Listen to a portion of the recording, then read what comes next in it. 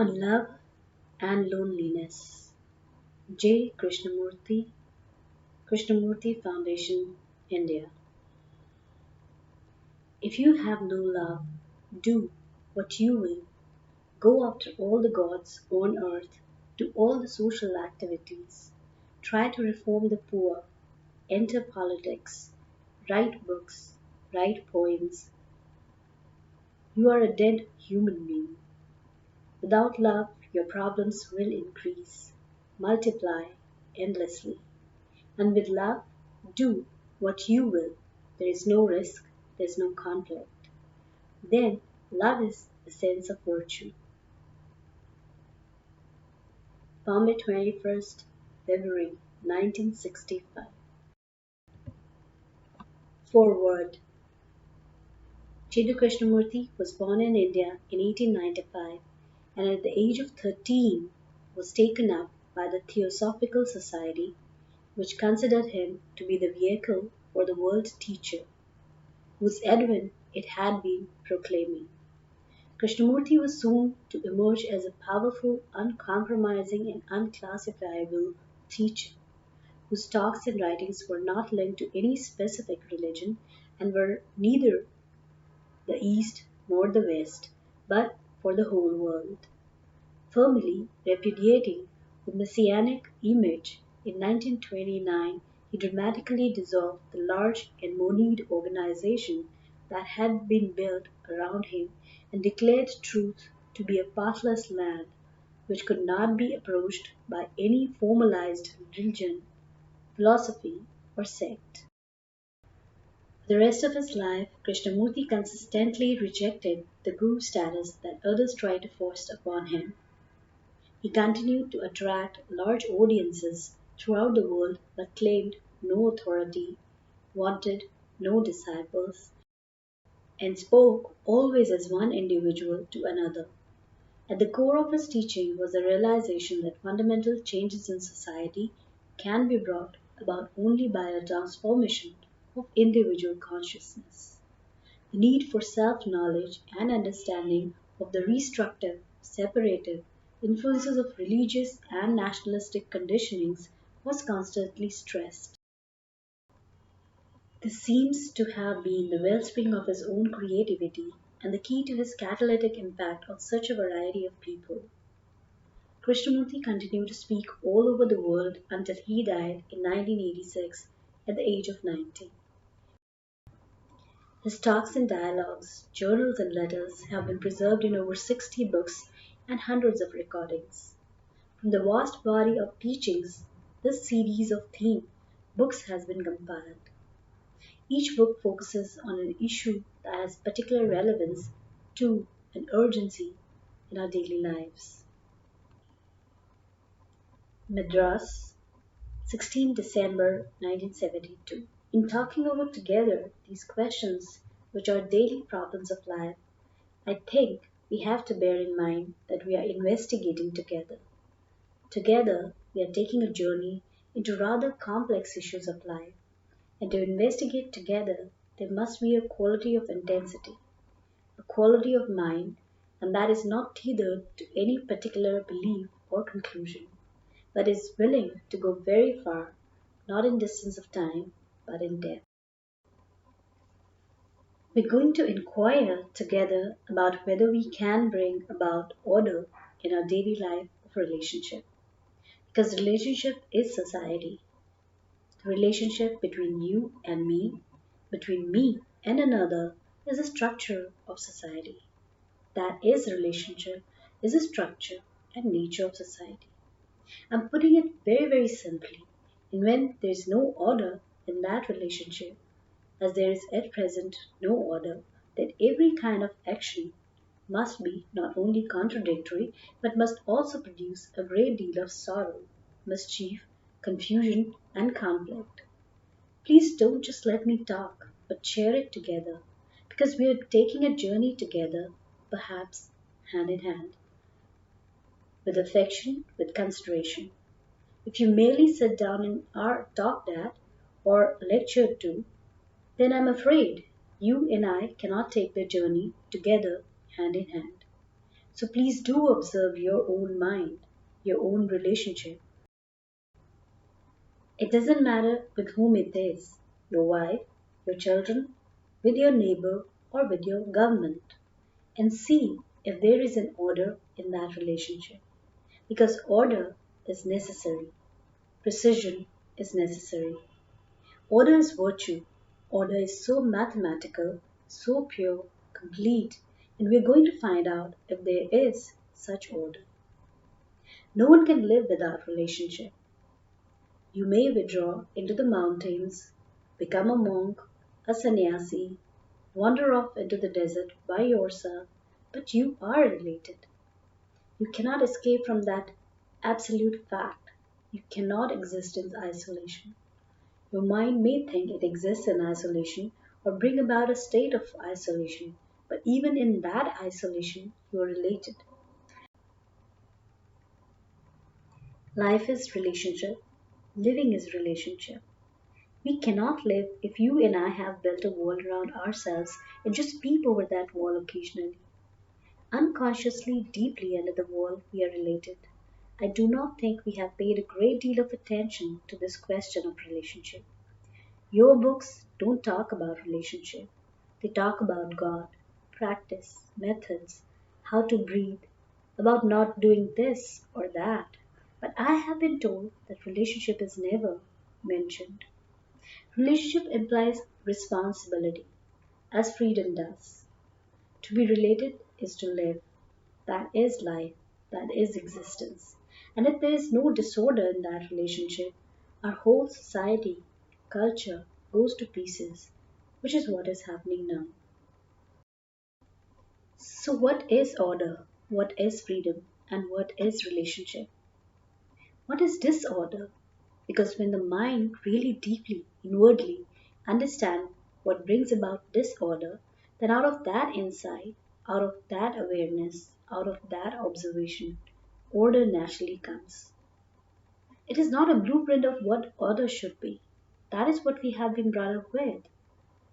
A pattern that has been laid down by religions, by cultures, as to what order should be or what order is. The mind has tried to conform to that order, whether it is cultural order, social order, legalistic order, or religious order. It has tried to conform to the pattern established by social activity, by certain leaders, teachers. To me, that is not order because in that implied conformity.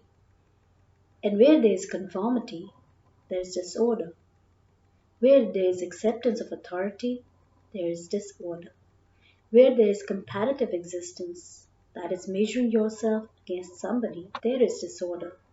I will show you why. Why does your mind conform? Have you ever asked? Are you aware that you're conforming to a pattern?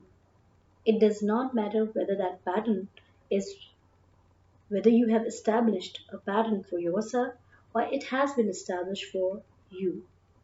Why are we always conforming? When there is conformity, there cannot be freedom. Obviously, yet the mind is always seeking freedom. The more intelligent, the more alert, the more aware it is. The greater the demand. The mind confirms, imitates, because there's more security in conformity, in following a pattern. There's an obvious fact. You do all kind of things socially because it is better to conform. You may educate abroad, you may be a great scientist, politician, but you always have a sneaking fear that if you don't go to temples or do the ordinary things that you have been told to do, something evil might happen. So you conform. What happens to the mind that conforms? Investigate it. Please. What happens to your mind when you conform? First of all, there is a total denial of freedom, total denial of perception, total denial of independent inquiry. When you conform, there is fear, right? From childhood, the mind has been trained to imitate, conform to the pattern which society has established. Pass examinations, get a degree, and if you're lucky, get a job. Get married, finished.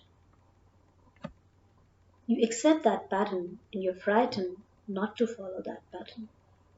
So inwardly you deny freedom, inwardly you frighten, inwardly you have a sense of not being free to find out, inquire, search, ask. So that produces disorder in our relationship. You and I are trying to go into this really deeply, to have a real insight, see the truth of it, and it is the perception of the truth that frees the mind, not some practice or the activity of inquiry, but the actual perception of what it is.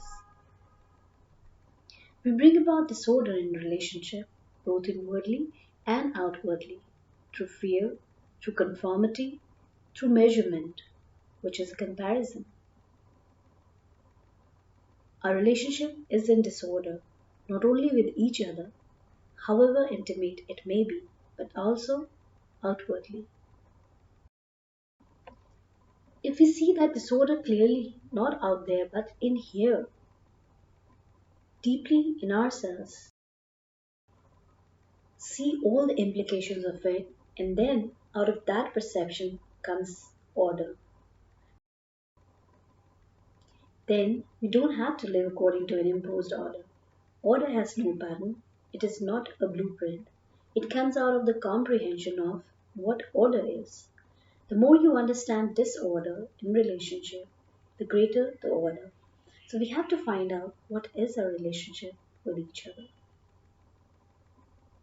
What is your relationship with another? Have you any relationship at all? Or is your relationship with the past? The past, with its images, experience, knowledge, brings about what you call relationship. But knowledge in relationship causes disorder. I'm related to you, I'm your son, your father, your wife, your husband. We've lived together. You have hurt me and I have hurt you. You have nagged me and you have bullied me. You have beaten me. You have said hard things behind my back and to my face. So I have lived with you for 10 years or 2 days. These memories remain. The hurts, the irritation, the sexual pleasure, the annoyances, the brutal words, and so on. Those are recorded in the brain cells which hold memory.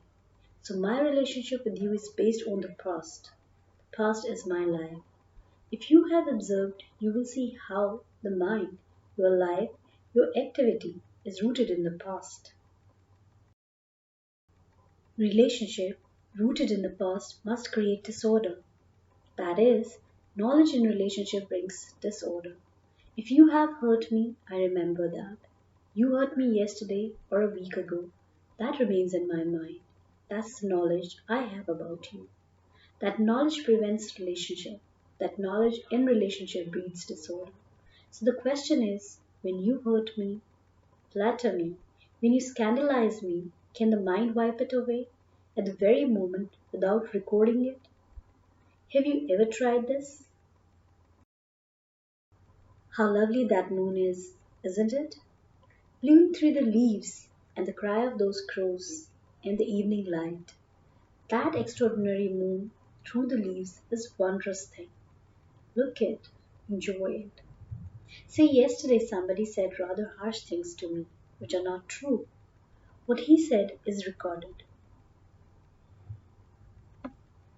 And the mind identifies a person with that record and acts according to that record. Where the mind is acting in relationship with the knowledge of that insult, the harsh words, the untrue thing, then that knowledge in relationship brings disorder. Right? Now, how is the mind not to regard at the moment of insult or at the moment of flattery? Because to me, the most important thing in life is relationship.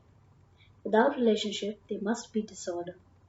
A mind that lives in order, total order, which is the highest form of mathematical order, cannot, for a single minute, allow the shadow of disorder to come upon it. And that disorder comes into being when the mind acts on the basis of past knowledge in relationship. So, how is the mind not to record the insult? but know the insult has been given, as well as flattery? Can it know it has been given, but yet not record it? So the mind is always clean, healthy, whole in relationship? Are you interested in this? If you are really interested in it, it is a greater problem in life. How to live a life in relationship in which the mind has never been hurt, never been distorted. Now, is this possible? We have to put an impossible question. It is an impossible question, and we must find the impossible answer. Because what is possible is mediocre, is already finished, done. But if you ask the impossible question, the mind has the answer. Can the mind do that? That is love. The mind that records no insult, no flattery, know what love is. Can the mind never record, never, absolutely never record the insult or the flattery? Is that possible? If the mind can find the answer to that, one has solved the problem of relationship. Believe in relationship. Relationship is not an abstraction. It is a daily, everyday fact. Whether you go to the office, come back and sleep with your wife, or quarrel, you're always in relationship. And if there is no order in that relationship between you and another, or between you and many, or one, you will create a culture that will ultimately produce disorder, as is being done now. So order is absolutely essential.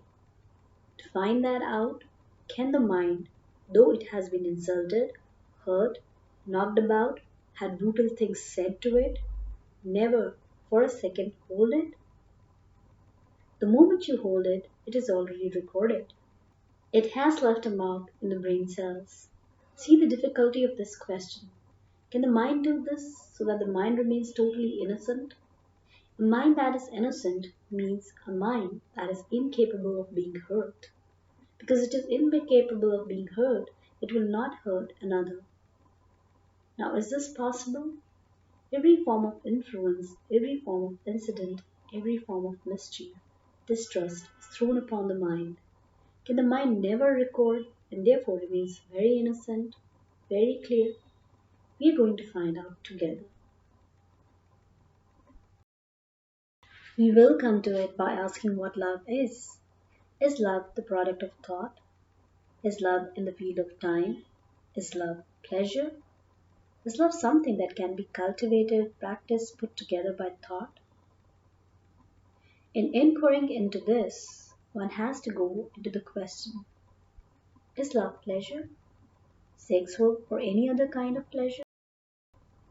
Our mind is pursuing pleasure all the time. Yesterday I had a good meal. Or the same kind of meal tomorrow. I've taken a great delight in the sunset, or looking at the moon through the leaves, or seeing a wave far out at sea. That beauty gives great delight, and that is great pleasure. The mind records it and wants it repeated. Thought thinks about sex, thinks, chews over it, wants it, repeat it, and that's you call love, right? Don't be shy when we talk about sex. That's a part of your life. You have made it hideous because you have denied every kind of freedom except that one freedom. So is love pleasure? Is love put together by thought as pleasure is put together by thought? Is love envy? Can anyone love who is envious, who is greedy, ambitious, violent, conforming, obeying, totally in disorder? So what is love? It is not any of these things, obviously. It is not pleasure. Please understand the importance of pleasure. Pleasure is sustained by thought. Therefore, thought is not love. Thought cannot cultivate love. It can and does cultivate the pursuit of pleasure as it does fear. But thought cannot create love or put it together. See the truth, see it, and you will put away your ambition, your greed altogether. So through negation, you come to the most extraordinary thing called love.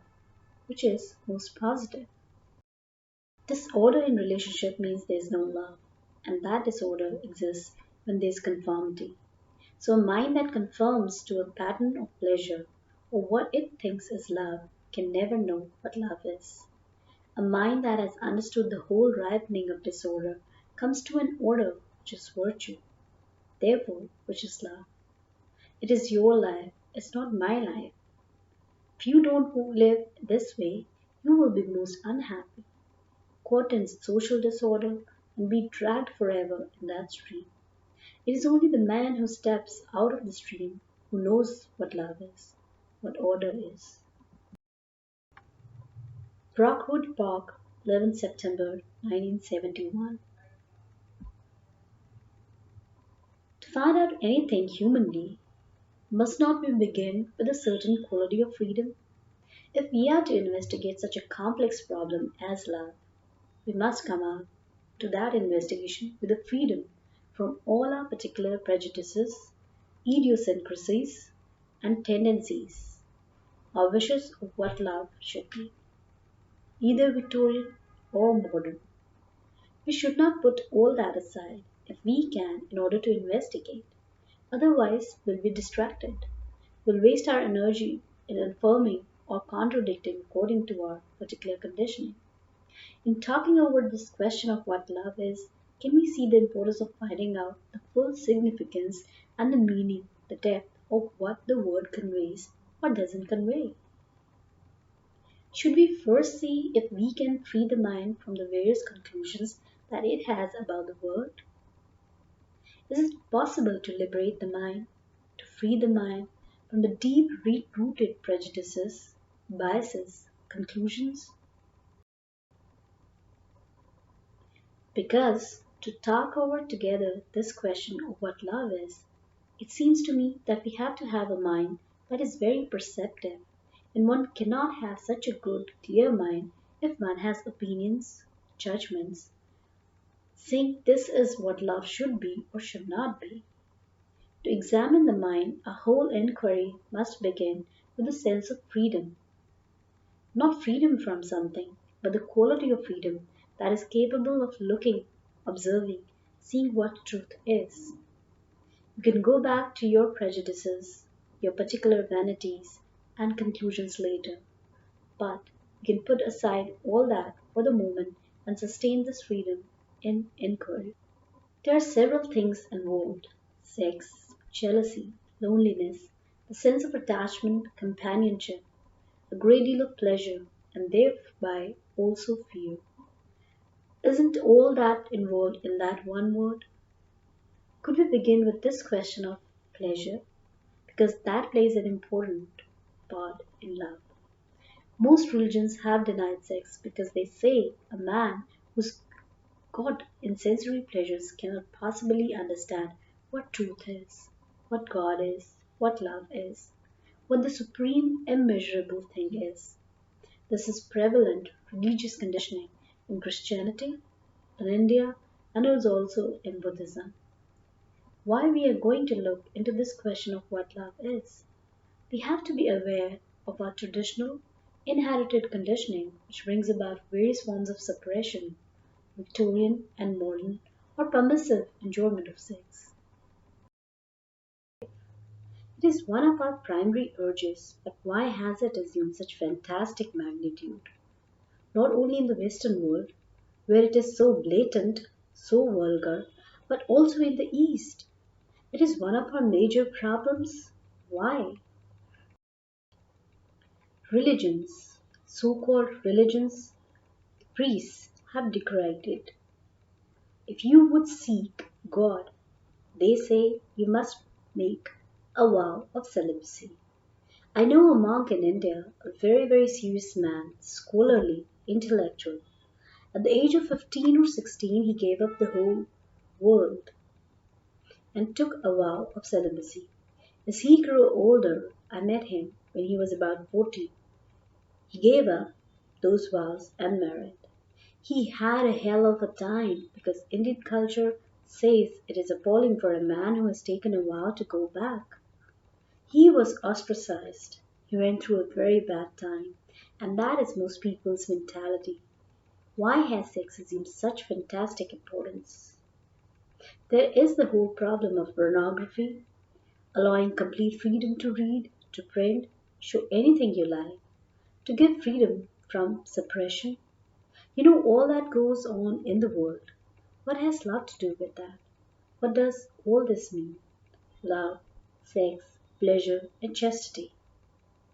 Please don't forget that word or the meaning of that word to which man has given such a great importance to lead a life of chastity. Let's find out why man throughout the ages has given sex such an important, prominent place in life and why there is such resistance against it. I don't know how we are going to answer it. Isn't one of the factors that in sexual activity there's total freedom. Intellectually, we are imitative. Intellectually, we are not creative. Intellectually, we are second hand or third hand. We repeat what others have said, our little thoughts. There we are not active, creative, alive, free, and emotionally, we have no passion, we have no deep interest. We may be enthusiastic, but that soon fades. There isn't a sustained passion, and our life is more or less mechanical, a daily routine. Since it is a life of repetitive reactions which are mechanical, intellectually, technologically, and more or less emotionally, this one other activity naturally becomes extraordinarily important. If there were freedom intellectually and one had deep passion, fire, then sex would have its own place and become quite unimportant. We would not give such tremendous meaning to it, trying to find nirvana through sex, or thinking that through sex we are going to have complete unity with mankind. You know, all the things that we hope to find out through that. So, can our minds find freedom? Can our minds be tremendously alive and clear, perceptive? Not the perception that we have gathered from others, from the philosophers, psychologists, and the so-called spiritual teachers who are not spiritual at all. When there's a quality of deep passionate freedom, then sex had its own place. Then what is chastity? Has chastity any place in our life at all? What is the meaning of that word chest? Not that dictionary meaning only, but the deep meaning of it. What does it mean to have a mind that is completely chaste? I think we ought to inquire into that perhaps. That is much more important.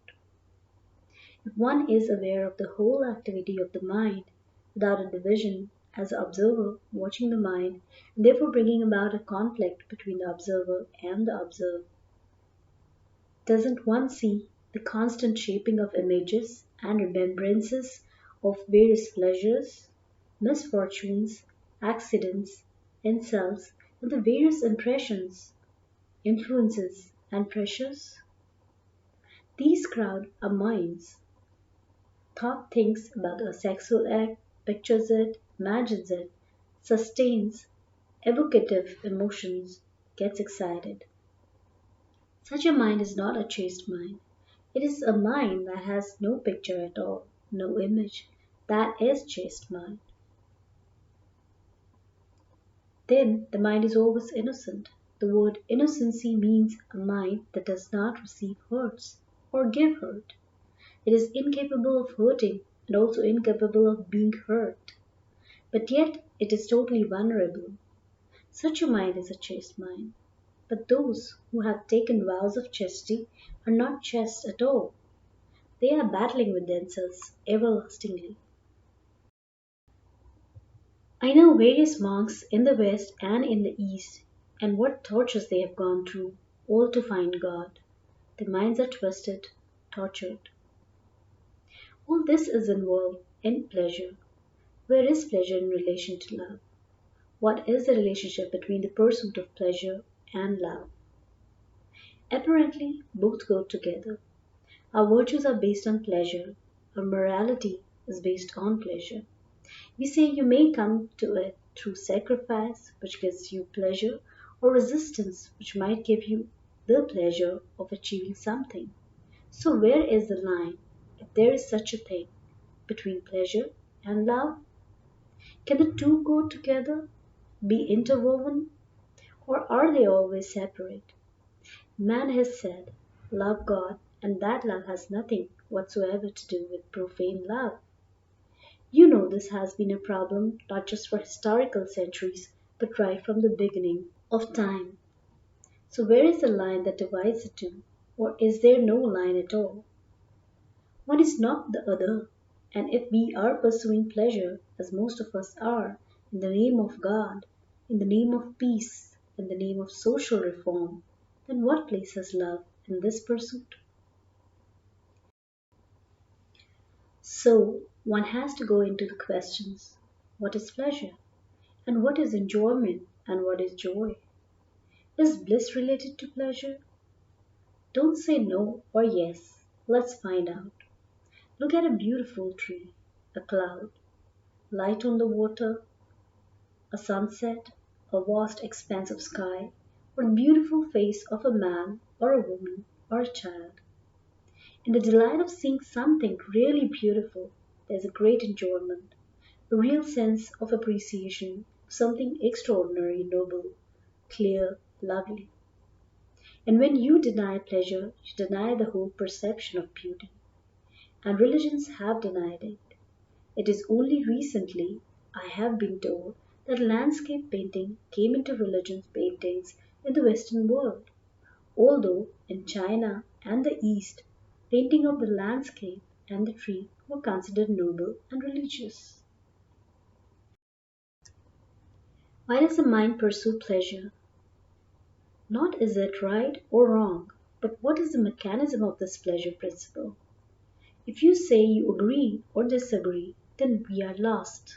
But if we actually together find out what is the principle, the mechanism of this whole movement of pleasure, then perhaps we shall understand what is real enjoyment. Then what is joy and bliss? In which is involved ecstasy? Is ecstasy related to pleasure? Can joy ever become pleasure? What is the mechanism of pleasure? Why does the mind pursue it so constantly?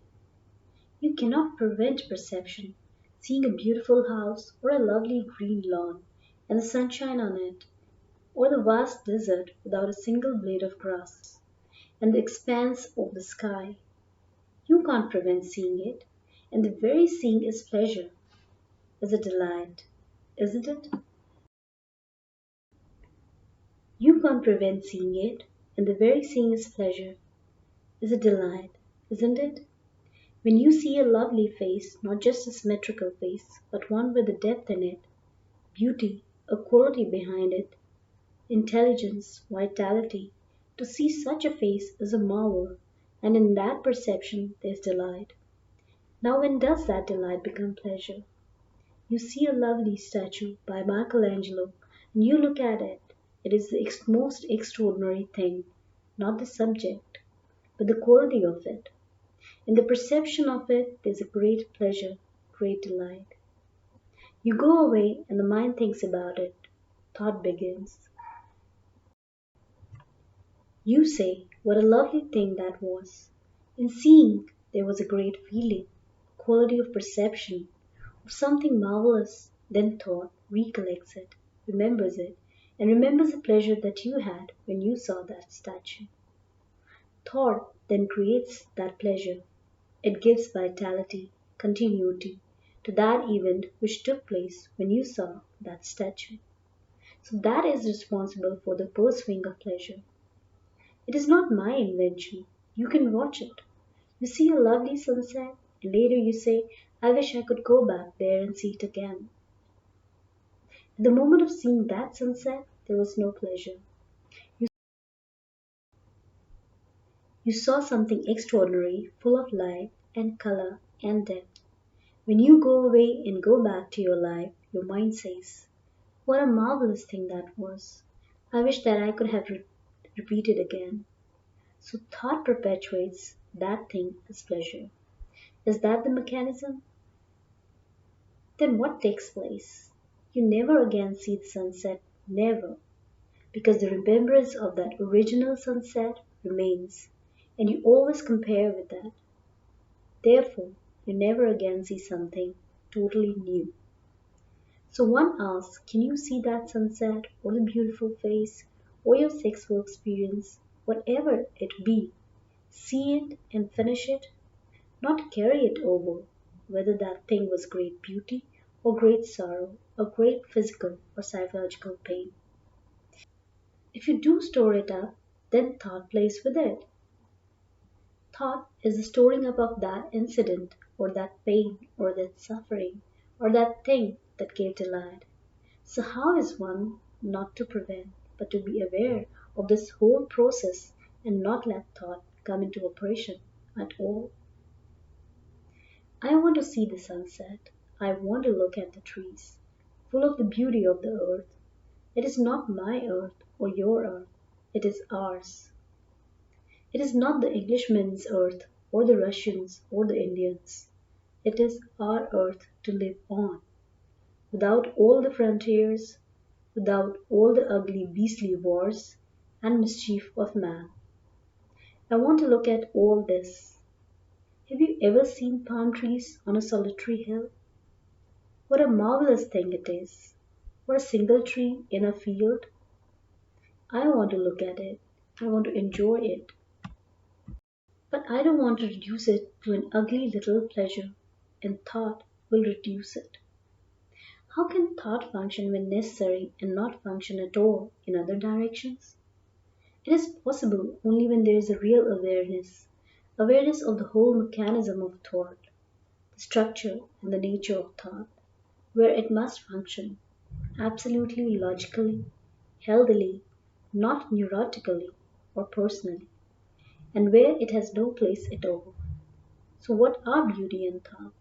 Can the intellect ever perceive beauty?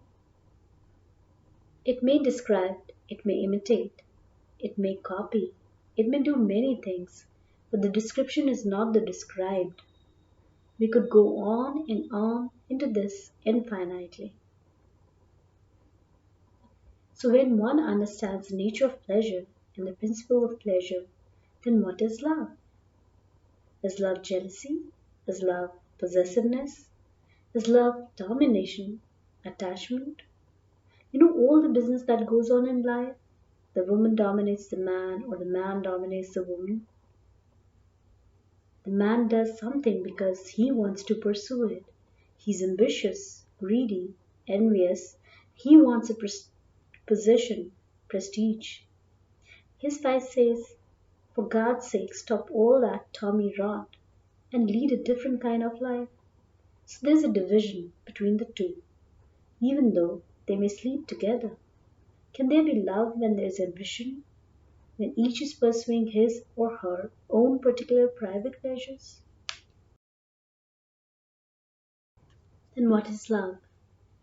Obviously, it can only happen when there are no longer all the things that are not love, like ambitions, competition, wanting to become somebody. That is our life.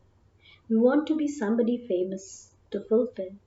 No, become a writer, an artist, something bigger. All that is what we want. Can such a man or a woman know what love is?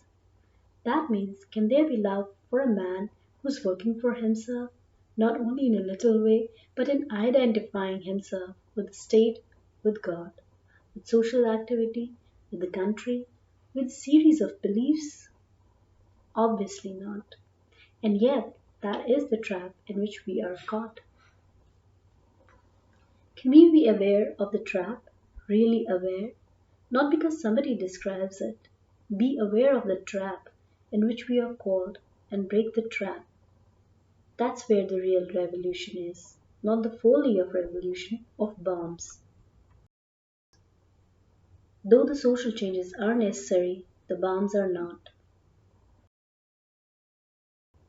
So one discovers or one comes up unknowingly without inviting it, this thing called love, and other things are not. It happens when we have really understood the nature of pleasure and how thought destroys a thing that was a great joy. Joy cannot possibly be made into pleasure. Joy comes naturally. It happens. Like happiness, it comes. But the moment you say, "Oh, I'm very happy," you're no longer happy. Then what is love in human relationship? What is the place of love in human relationship? Has it any place at all? Yet we have to live together. We have to cooperate together. We have to have children together. Can the man who loves send his son to war? It is your problem. You have children, and your education is preparing the children for war, to kill. Find out. So, what is that love? And what is the relationship to our human existence? I think that question can only be answered truly, not verbally or intellectually. When the whole principle of pleasure and thought and this becoming is understood, then you will find a totally different kind of relationship.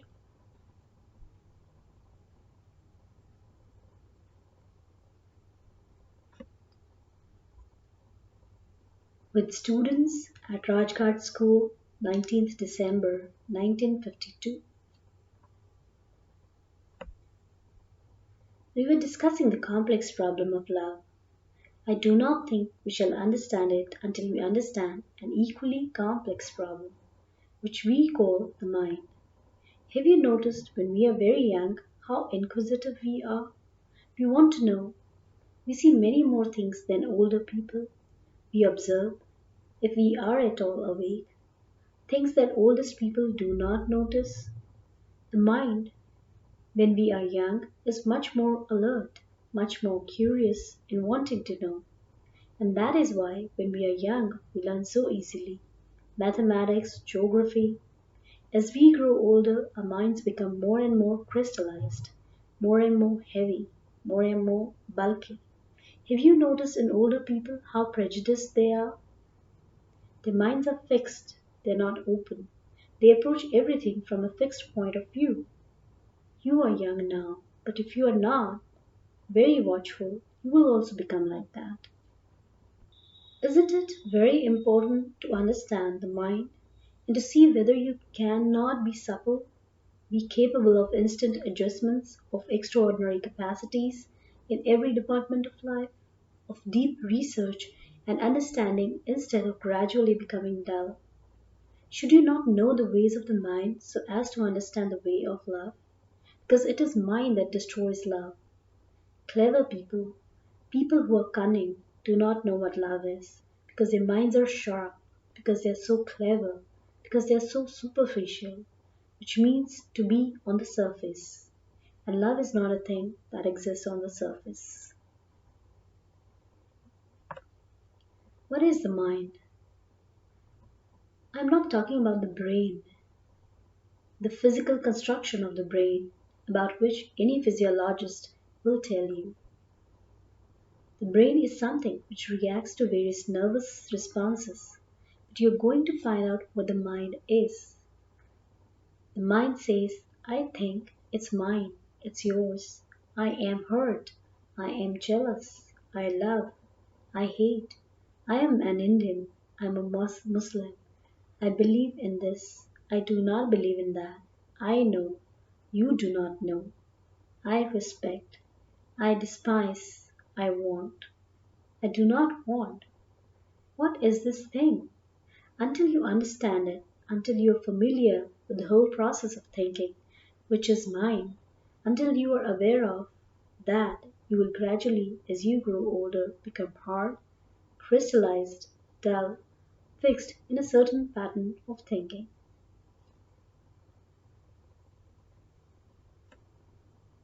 What is this thing that you call the mind? It is the way of thinking, the way you think. I am talking of your mind, not somebody else's mind, and the way it would think, the way you feel, the way you look at trees, at a fish, at the fisherman, the way you consider the villager. That mind gradually becomes warped or fixed in a certain pattern.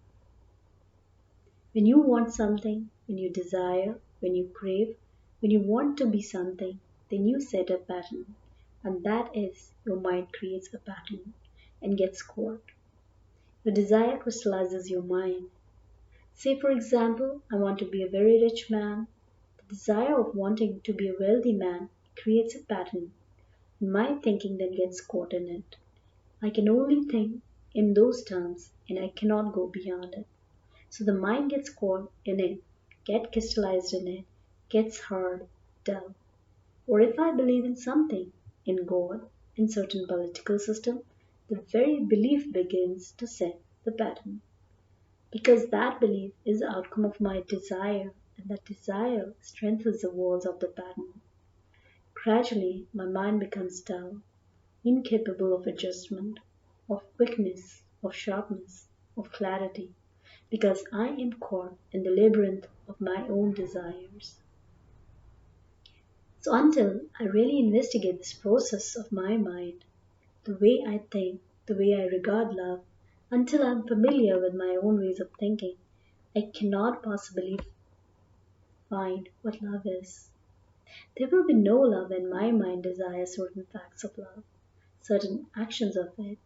And when I then imagine what love should be, then I give certain motives to love. So gradually I create the pattern of action with regard to love. But it is not love, it is merely my desire of what love should be. Say, for example, I possess you as a wife or as a husband. Do you understand? Possess. You possess your sari or your coat. If somebody took them away, you would be angry, you would be anxious, you would be irritated. Why? Because you regard your sari or your coat as yours, your property. You possess it because through possession you feel enriched. Through having many saris, many coats, you feel rich. Not only physically rich, but inwardly rich. So when somebody takes your coat away, you feel irritated because inwardly you're being deprived of that feeling of being rich, that feeling of possession. Owning creates a barrier, isn't it, with regard to love? If I own you, possess you, is that love? I possess you as I possess a car, a coat, a sari, because in possessing I feel very rich. I depend on it. It is very important to me inwardly. This owning, this possessing, this depending is what we call love. But if you examine it, you will see that behind it, the mind feels satisfied in possession. After all, when you possess a sari or many saris, a car, a house, inwardly it gives you a certain satisfaction, the feeling that it is yours. So the mind desiring, wanting creates a pattern, and in that pattern it gets caught, and so the mind grows weary, dull, stupid, thoughtless.